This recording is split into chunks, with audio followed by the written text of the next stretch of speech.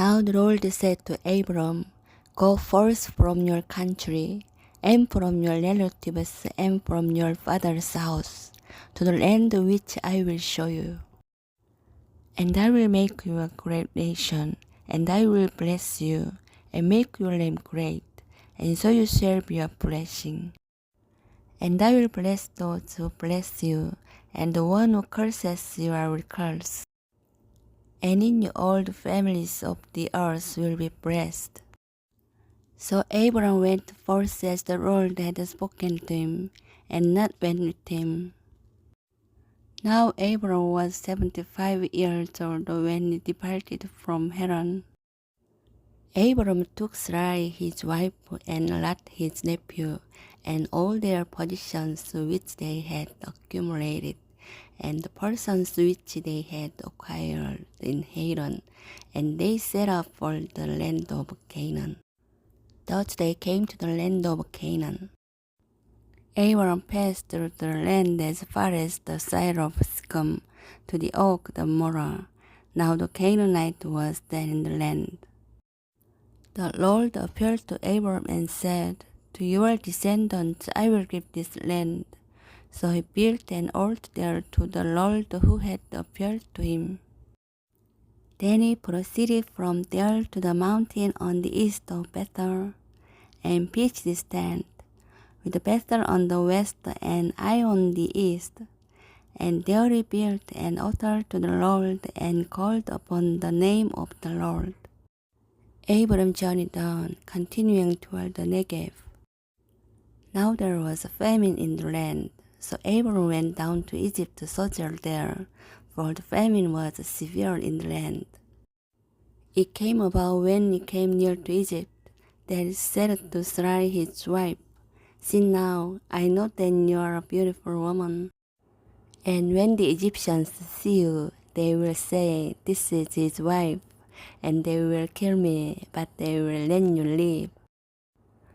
Please say that you are my sister, so that it may go well with me because of you, and that I may live on account of you. Pharaoh's officials saw her and praised her to Pharaoh, and the woman was taken into Pharaoh's house. Therefore he treated Abram well for her sake, and gave him sheep and oxen and donkeys and male and female servants, and female donkeys and camels. But the Lord struck Pharaoh and his house with great plagues because of Sarai, Abram's wife. Then Pharaoh called Abram and said, What is this you have done to me? Why did you not tell me that she was your wife? Why did you say, She is my sister, so that I took her for my wife? Now then, here is your wife, take her and do. Pharaoh commanded his men concerning him, and they escorted him away with his wife and all that belonged to him. So Abram went up from Egypt to the Negev, he and his wife and all that belonged to him, and Lot with him. Now Abram was very rich in livestock, in silver and in gold. He went on his journeys from the Negev as far as Bethel, to the place where his tent had been at the beginning, between Bethel and Ai, to the place of the altar which he had made there formerly, and there Abram called on the name of the Lord. Now Lot, who went with Abram, also had flocks and herds and tents, and the land could not sustain them while dwelling together, for their possessions were so great that they were not able to remain together. And there was strife between the herdsmen of Abram's livestock, and the herdsmen of Abram's livestock, and the herdsmen of Lot's livestock. Now the Canaanite and the Perizzite were dwelling then in the land. So Abram said to Lot, Please let there be no strife between you and me, nor between my herdsmen and your herdsmen, for we are brothers. Is not the whole land before you? Please separate from me. If to the left, then I will go to the right, or if to the right, then I will go to the left. Lot lifted up his eyes and saw all the valley of the Jordan. There was well water everywhere. This was before the Lord destroyed Sodom and Gomorrah, like the garden of the Lord, like the land of Egypt as you go Jordan.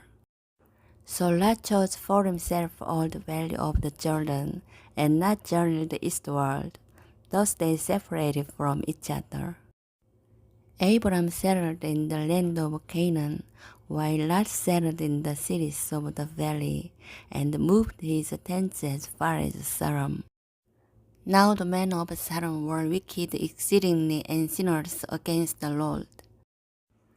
The Lord said to Abram after Lot had separated from him, Now lift up your eyes and look from the place where you are, northward and southward and eastward and westward.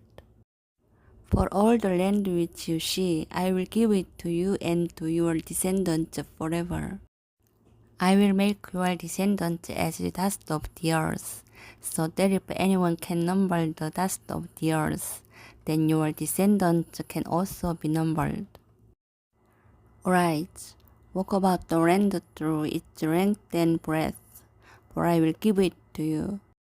Then Abram moved his tent and came and dwelt by the oaks of Mamre, which are in Hebron, and there he built an altar to the Lord. And it came about in the days of Amraphel king of Shinar, Eliak king of Elsar, Chedorlaomer king of Elam, and Tyre king of Goim, that they made war with Bela king of Sodom, and with Birsa king of Gomorrah, Sinab king of Admah, and Shemeber king of Zeboim, and the king of Bela, that is, Jor. All these came as allies to the valley of Siddim, that is, the Salt Sea. 12 years they had served Chedorlaomer, but the 13th year they rebelled. In the 14th year, Chedorlaomer and the kings that were with him came and defeated the Rephaim in Esterokalem, and the Judgim in Ham, and the Ammon in Shavor Kiriothaim, and the Horites in their Mount Seir as far as El-Paran, which is by the wilderness. Then they turned back and came to Amishpad, that is Kadesh, and conquered all the country of the Amalekites, and also the Amorites, who lived in Hazazon Tamar. And the king of Sodom, and the king of Gomorrah, and the king of Admah, and the king of Zeboim, and the king of Bela, that is Jor, came out, and they arrayed for battle against them in the valley of Siddim. Against the Chedorlaomer king of Elam, and Tidai king of Goim, and Amraphel king of Shinar, and Ariok king of Elasar, 4 kings against the 5. Now the valley of Siddim was full of tar pits, and the kings of Sodom and Gomorrah fled, and they fell into them. But those survived fled to the hill country. Then they took all the goods of Sodom and Gomorrah and all their food supply and departed. They also took Lot, Abram's nephew, and his possessions and departed, for he was living in Sodom. Then a fugitive came and told Abram the Hebrew. Now he was living by the oaks of Mamre the Amorite, brother of Asher and brother of Aner, and these were allies with Abram. When Abram heard that his relative had been taken captive, he led out his trained men, born in his house, 318, and went in pursuit as far as Dan. He divided his forces against them by night, he and his servants, and defeated them, and pursued them as far as Hobah, which is north of Damascus. He brought back all the goods, and also brought back his relative Lot with his possessions, and also the women and the people. Then after his return from the defeat of Chedorlaomer, and the kings who were with him, the king of Sharon went out to meet him at the valley of Shavor, that is the king's valley. And Melchizedek, king of Salem, brought out bread and wine. Now he was priest of God Most High. He blessed him and said, Blessed be Abram of God Most High, possessor of heaven and earth. And blessed be God Most High, who has delivered your enemies into your hand. He gave him a tenth of all. The king of Sarai said to Abram, Give the people to me, and take the goods for yourself. Abram said to king of Sarai, I have sworn to the Lord God Most High, possessor of heaven and earth, that I will not take a thread or sandal tongue or anything that is yours, for fear your words say, I have made Abram rich.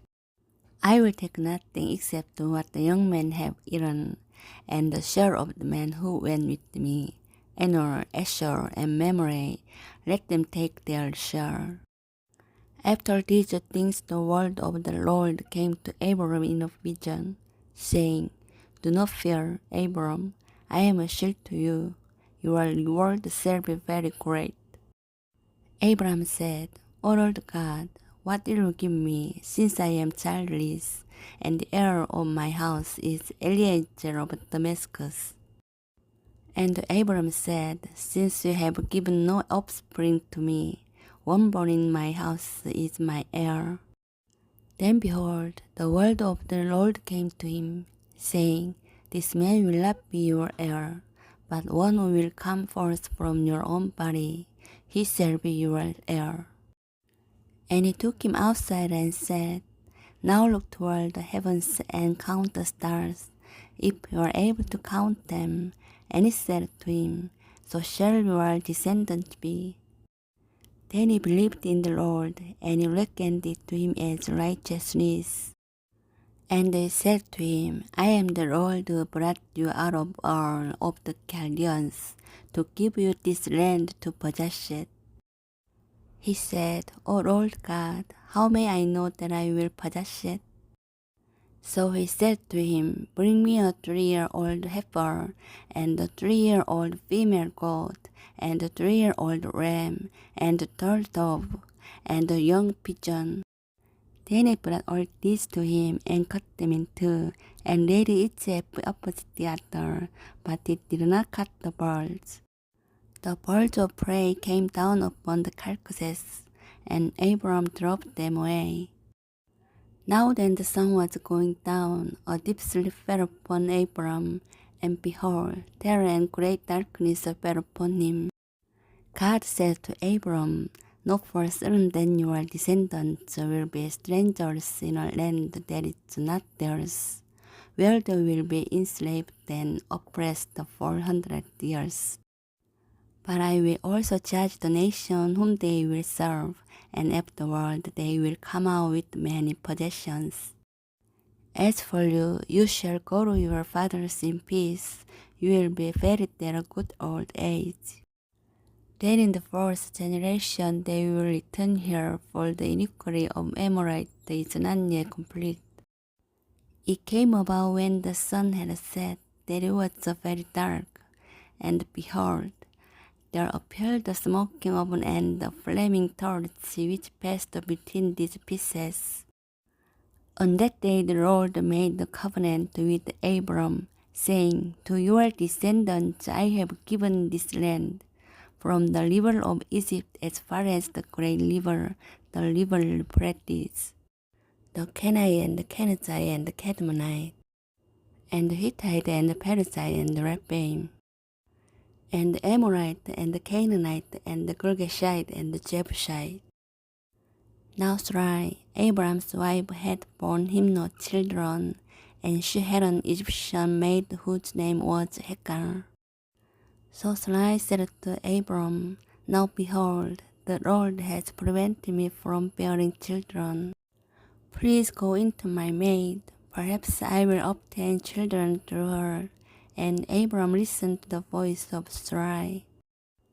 After Abram had lived 10 years in the land of Canaan, Abram's wife Sarai took Hagar the Egyptian, her maid, and gave her to her husband Abram as his wife.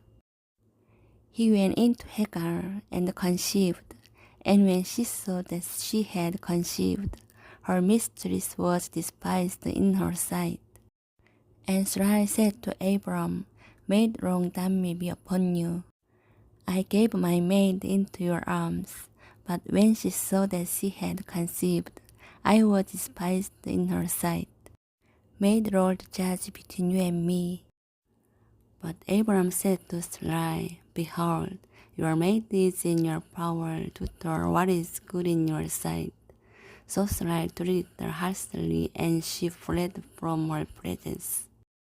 Now the angel of the Lord found her by a spring of water in the wilderness, by the spring on the way to Shur. He said, Hagar, Sarai's maid, where have you come from and where are you going? And she said, I am fleeing from the presence of my mistress Sarai. Then the angel of the Lord said to her, Return to your mistress, and submit yourself to her authority. Moreover, the angel of the Lord said to her, I will greatly multiply your descendants, so that they will be too many to count. The angel of the Lord said to her father, Behold, you are with a child, and you will bear a son, and you shall call his name Ishmael, because the Lord has given heed to your affliction. He will be a wild donkey of a man. His hand will be against everyone, and everyone's hand will be against him, and he will live to the east of all his brothers.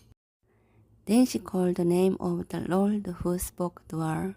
You are a God who sees, for she said, Have I even remained alive here after seeing him? Therefore the well was called Beer-lahai-roi. Behold, it is between Kadesh and Beer. So Hagar bore Abram a son, and Abram called the name of his son, whom Hagar bore Ishmael. Abram was 86 years old when Hagar bore Ishmael to him.